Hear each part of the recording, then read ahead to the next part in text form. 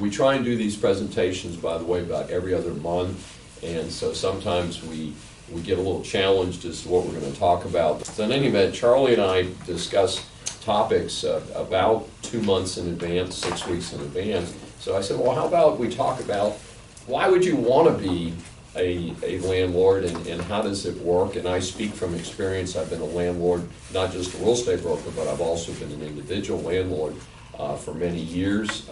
I've had some very interesting experiences. I've actually evicted tenants from my own apartments.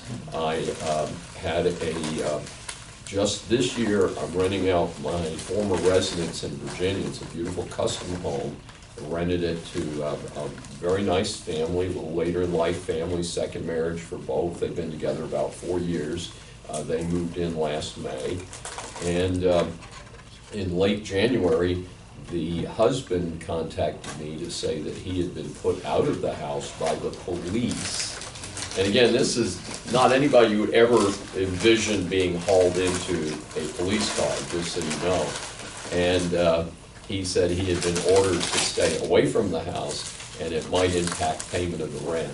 So over the last 3.5 months, I've been coordinating the departure of that family, and have been successful at getting a new tenant in there. We've done as Advantage Asset Management done here. We went through the property while we had it temporarily vacant, had it a significant part of the inside painted. We did all the honey-do list that most people have on a home and things like that. So if you think I'm just talking from an academic standpoint, I can assure you I've been in the trenches. And it's been pretty interesting. The worst experience I think I ever had is I had a fourplex in downtown Richmond, Virginia, in an area, a beautiful area called the Fan, which was one of the original developments, kind of like the Heights would be to Houston.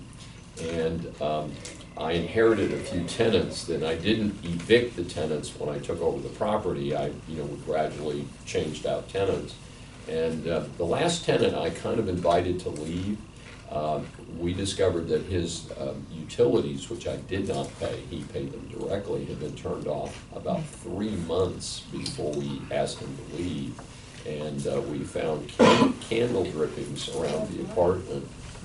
So they didn't have any electricity, so they were literally using candles. So we were very fortunate the property didn't burn down. And as you might expect, we did a massive renovation of that unit after the people moved out. Like, not just heavy surface, we put a new kitchen in it. We redid the bathroom. We did some very substantial changes, actually moved the entry door to the property and stuff like that. So like I said, been down the trail in a lot of different experiences, personally, not just in terms of getting calls from the fine people here at AAM and